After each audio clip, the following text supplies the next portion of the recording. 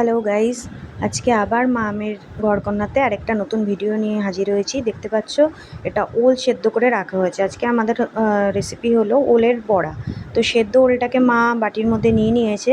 তার আগে দেখলে মা সেদ্ধ করে ওলটা নামিয়ে নিয়েছে, একটু এর মধ্যে গরম মশলার গুঁড়ো এবং তারপরে একে একে একটু বেসন এবং পরস্পর সব কিছু দেওয়া হবে মশলা।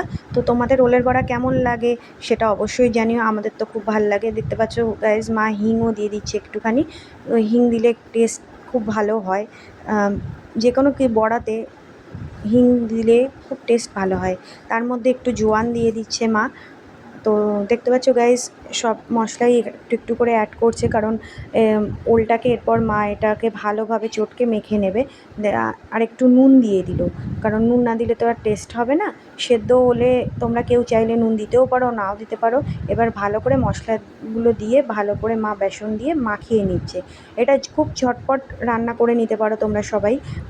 এটা ভাতের সাথে এমনি খেতে খুব ভালো লাগে। আমার তো খুব ভালোই লাগে ওলের বড়া, খুব ভালো লাগে।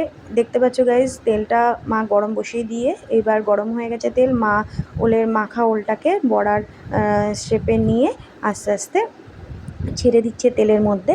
এবার এটা আস্তে আস্তে হতে থাকবে ভাজাটা।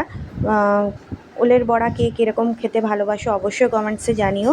আমার তো ওলের বড়া খেতে খুব ভালোই লাগে। আর এখন ওলের দিন। দেখো গাইজ একদিক হয়ে গেছে, মা বড়াগুলোকে উল্টে দিচ্ছে আরেক দিক ভালো করে হওয়ার জন্য। এবং যেহেতু একটু ডুবো তেলে এটা ভাজলে তাড়াতাড়ি হয়ে যায়, সেহেতু মা ডুবো তেলে ভাজছে, তাতে খেতেও খুব টেস্ট হবে। তো দেখতে পাচ্ছ গাইজ বড়াগুলো হয়ে গেছে, মা একটা একটা করে তুলে নিচ্ছে। আজকের মতন টাটা।